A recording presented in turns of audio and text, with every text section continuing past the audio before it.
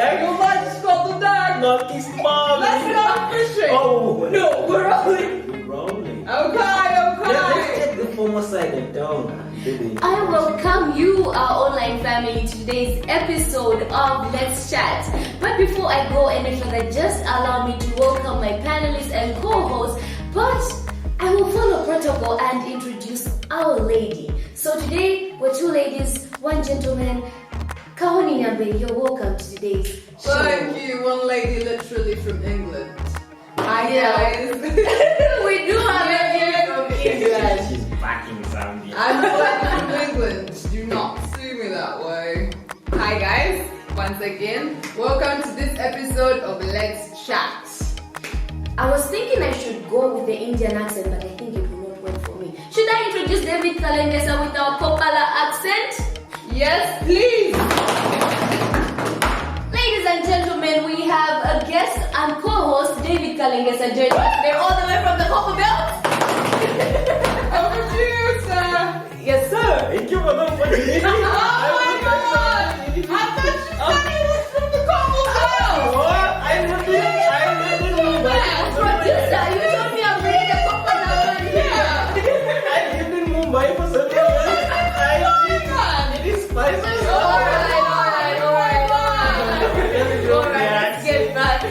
Let's get back. You notice how in life people have ups and downs, things go wrong when not expected, things happen unexpectedly and they take a huge toll on many people at the same time for some.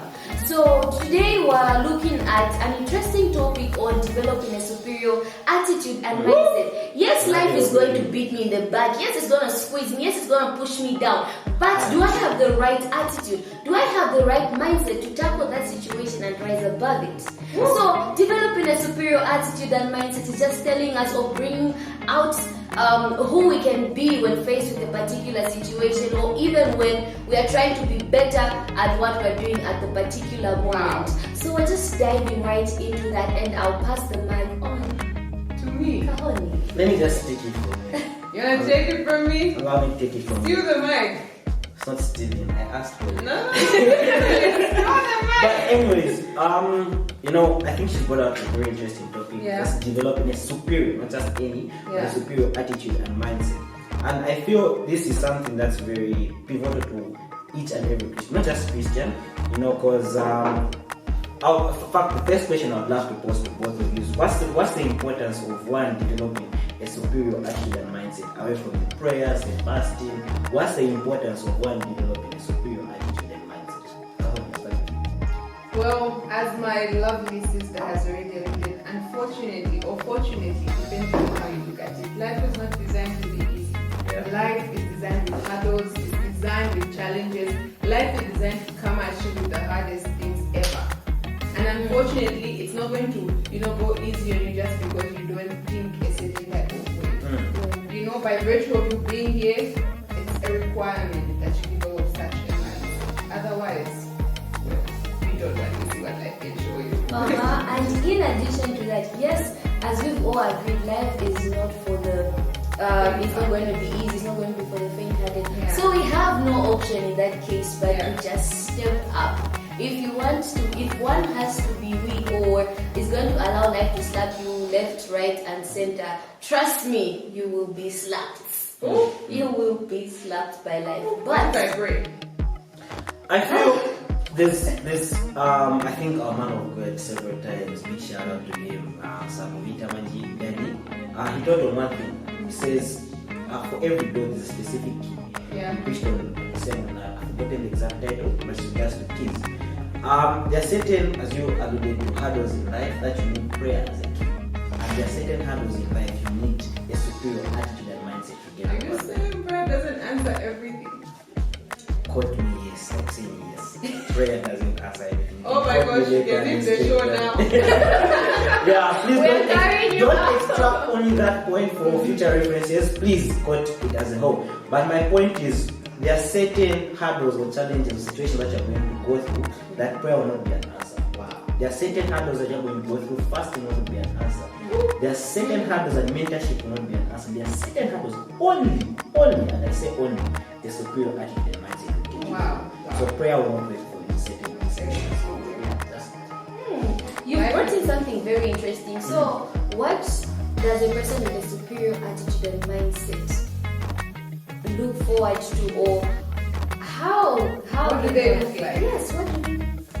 Before we get into that, I think I've identified somebody who happens to have one. Can I take a wild guess? Mm. Can I take a wild guess? Can I take a wild That's a wild guess. I want to say her, but anyway, let's not do guesses. Oh my god. Is it? What's her name? Zingamel. Oh, sorry, I didn't know. You didn't Yeah, know. but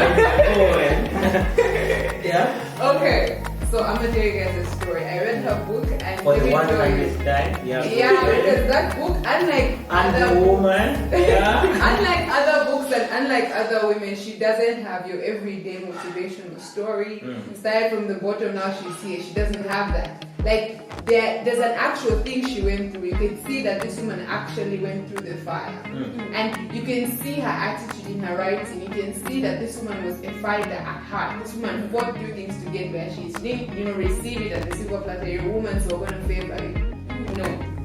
So in Muzinga's journey, there was a time banking wasn't for women. Of course, now when you think of accounts, you're thinking it's a more feminine craft. But before those guys came, on scene, there was a time when it was a myth to hear of a woman who's actually, pulling the strings and actually making those big steps. In the corporate world. It was unheard of. A myth. A myth. Worse off if you're a black woman. Worse off if you're an African woman. Yeah. Worst combination. You did it. But you didn't stand a chance. You didn't stand a chance. But so here's Muzinga. Nowadays, Black Lives Matter. So here's Muzinga, After climbing some ranks and she's fought several things, faced a number of challenges, another one is presented to her. She's given an opportunity to speak in one of the largest boardrooms she's ever sat in. And the theater is full of executives from all across the world, not just Africa, not just Zambia, but all across the world. You've got people from Britain, you've got your Americans, you've got your Jamaicans, you've got people from everywhere, Asia, Canada, you name it. Yeah? And then, you know what happens? You think this is a bad woman. I bet she, she tore the room up. But unfortunately, she froze. She literally froze. She didn't say Not your everyday story. Not your everyday story. We expected that she walked in. No, that's not what it looked like. She froze.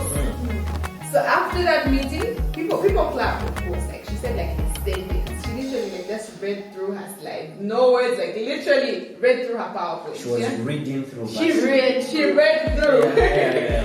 After that, her boss goes and asks her, what happened, Muzinga? I know you to be a very confident lady. And then she's like, I really don't know. Something in her mind just clicked when she realized these are white men. These are, natives. They're literally, she froze. Then her boss says, okay, you know what? I'm going to pay for you to go for a public speaking class. And she went for that. And what comes next? A month later, there's another speaking engagement. And you won't believe what happened. She aced it.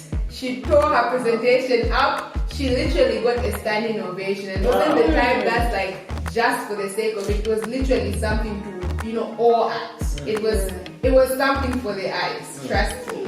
And afterwards, she talks about what happened beyond the classes. Of course, the classes changed something. But something in her mind had to change. Yeah, it shifted. Something in her says, you know what, I'm not meant for this. I can't be freezing. Yes. Yeah. So what, these people are different from me. So what? I can't be doing such things. I made a mistake, but we moved past that and I'm going to fight. And she did. And she showed up. Wow. To me, that looks like a superior attitude. And a superior mindset. I think I think I picked up something from that story. She was faced with challenges, but it was her response towards the challenges. Exactly. It's not like things softened up. Yeah, you have to change. It's not getting easy, unfortunately. So what you're saying is things are not going to get easy. Yeah. But you have to get stronger. Yeah. Wow. Get stronger and wiser. Yeah. It is. And I think that's the part that we're missing in this generation, because we're all for the hard work. Of course, it is important. Very important. But I think we're missing it on the smarter part and the wiser part. Can you just shed and illuminate more light with regards to how you develop a superior attitude and mindset by sharpening our pillars. Okay, so we can sharpen our responses to certain situations by, I would say, defining certain pillar terms in our life. Redefine Pillar terms. That's a heavy. It's a heavy word. What pillar terms? Pillar terms. Wow, what's I that? feel like I'm surrounded by grown-ups. Oh my God. Yeah, the big people say. Yeah, but you alluded to how for us to develop a superior attitude and mindset, we need, not have to, we need to redefine the pillar terms of pills. Go on. Okay, so when we look at certain pillar terms that even guide how we live here on earth, I'll give an example, and Samantha actually mentioned these, and he talked of one of them being, like we've already agreed, what hard work is, what manhood is, what leadership is, what even greatness is, what beauty is. Yeah. So I feel even in our case with Madame Melu, she also needed to develop a certain aspect of understanding of the capacity in which she was standing. Exactly. I'm saying this because you notice how sometimes people feel leadership is only about you maybe standing at a certain level, or maybe standing before a particular level of people, or maybe You're standing, on bossing in short. Yeah. But you notice that she, even after her first failure, Mm-hmm. there was a lot of embarrassment in that. I can't imagine. Before she goes on, I think she's talked about one important aspect in developing a superior attitude and mindset. Getting back on failure. How important is that in our life? Because there's this notion that is being taught today that your journey through everything is just going to be smooth. But unfortunately, in that situation for them, Oh, spoiler alert. you're going to fail. And I know today's Christians are told, declare. I will never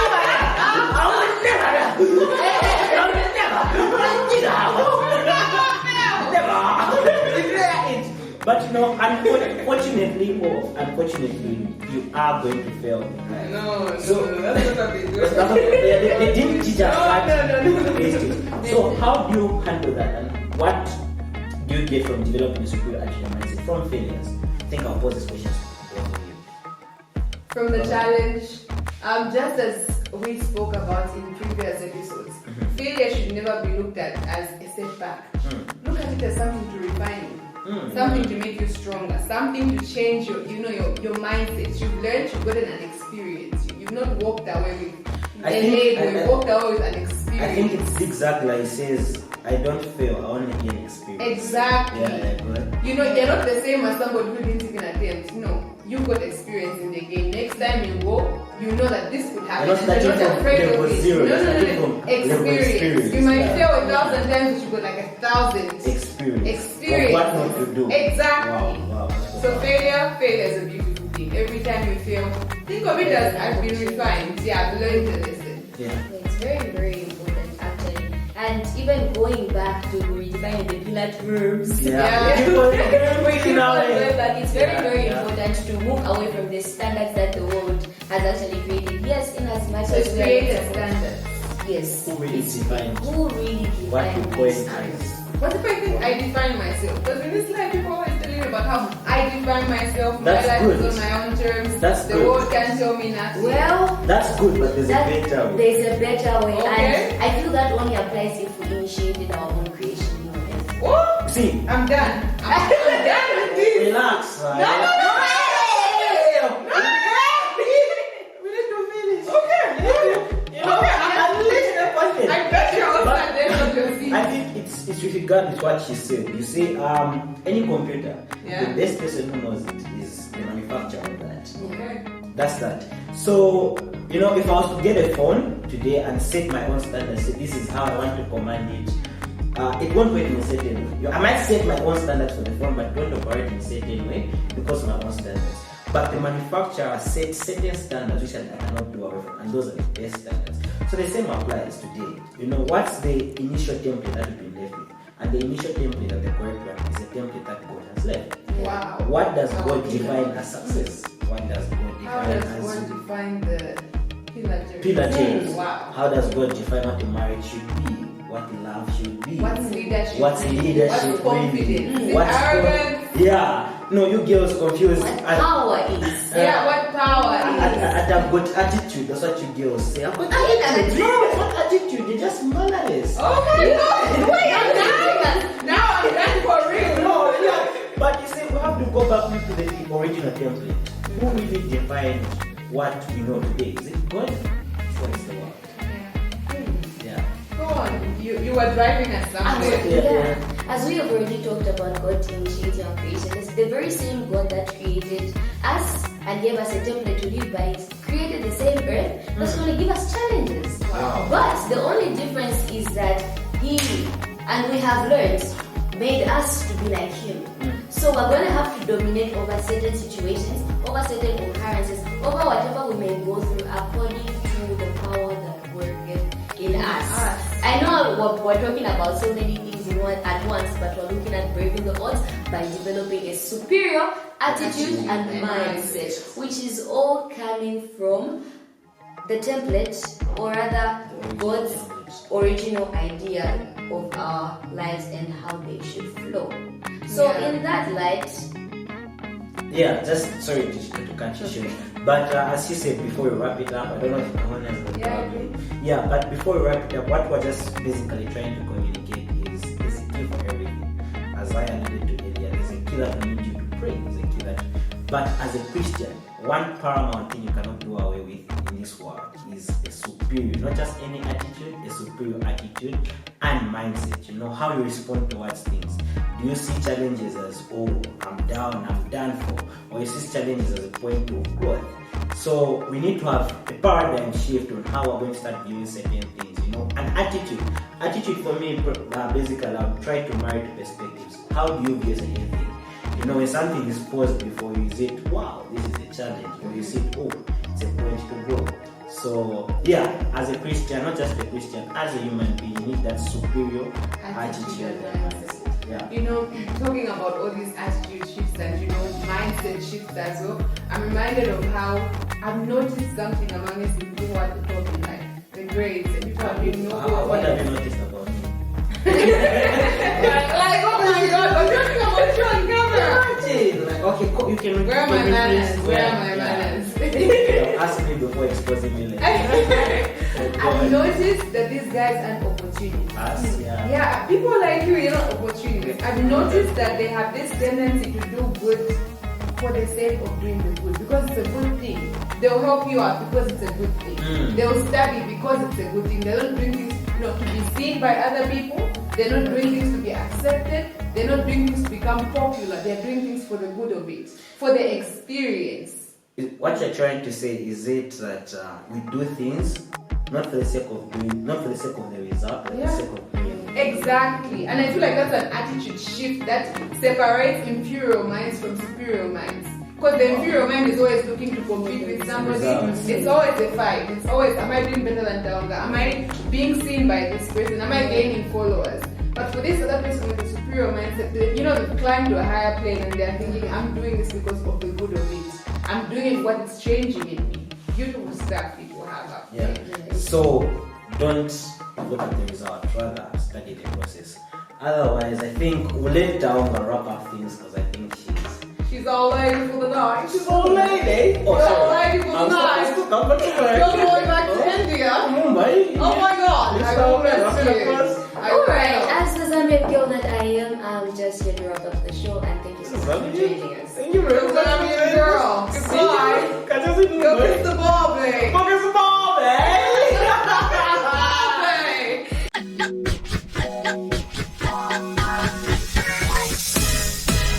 Hey, Tong. Hi. Welcome on this interview session. So we got some questions from viewers saying they would like to know the top 5 things on your daily playlist. The top 5 things on my daily playlist. Right, so what tops the list for me mostly is music. Okay. I'm a full-time music fanatic, and to be particular, I listen to gospel music. Could you tell us like the top 5 songs? The top 5 songs I have, I wouldn't say top 5 songs, let me say top 5 artists, because I sometimes listen to albums. Okay. So on the top of my list, I have Maverick City. So I've listened to like 2 of their. I listen regularly to 2 of their albums, which is I'll listen to them walking sometimes. Second in the list is Trina. I don't know if you guys know Trina Lusaka. Trina Lusaka, yes, obviously Trina Kawata. Okay. Trina Lusaka, yes, she's a Zambian gospel artist. Yes, that's second on my list. And third, I have Limo Blaze. I also listen to Limo Blaze. Fourth, I listen to Elevation Worship. Okay. Elevation Worship as well as Nigerian artists. So for the rest, I wouldn't categorize them because at times I just listen to a certain playlist that's either on YouTube or online on Boomke. Guys, I don't have songs in my phone. I listen to them online. Oh, okay. And other than that, I also listen to sermons. Because aside from music and the whole vibing to certain readings and we also need to feed on the word directly. So I also listen to sermons. And top on my list is sermons by Samanji Mubita. So my mentor, Samanji Mubita, is top on my sermon list and seconded by, I sometimes listen to Priscilla Sher. Yeah, we know her. She's second on my list. Other than that, I think those are the top 2 on your sermon list. Yeah. All right. So thank you very much. Thank you. Bye. Hey. Hi, Tasha. So we have one big question that our viewers would like to know about you. I'm listening. All right. Yeah. So what are the top 5 things on your daily playlist? Top 5, I would say firstly, I love listening to worship. So I cannot go a day without worship music. I just have to. And I would say maybe Oceans is played more often, but I don't like to over-repeat songs. So I think I'll just restrict it to worship music. Okay. That's on the top. Definitely. What else did you listen to? You have to mention 5 different things. Things or songs? Oh, songs, if there are songs, yeah. Okay. I think the Oceans and the songs, first of all, I try to listen to a sermon every single day because when I don't listen to a sermon, it's like, I don't know, the whole day is just dry. But I strive to listen to a sermon from our sermon library, The Great Commissioner, and then also Oceans, Maverick City, Most Beautiful, what else? I also GUC. Yes, I listen to GUC. Okay, I think that's about it. That's about it. I listen to Ada. I listen to Sinach. I have a variety based on when I feel like the Spirit is speaking. So. All right. Thank you very much, Sasha.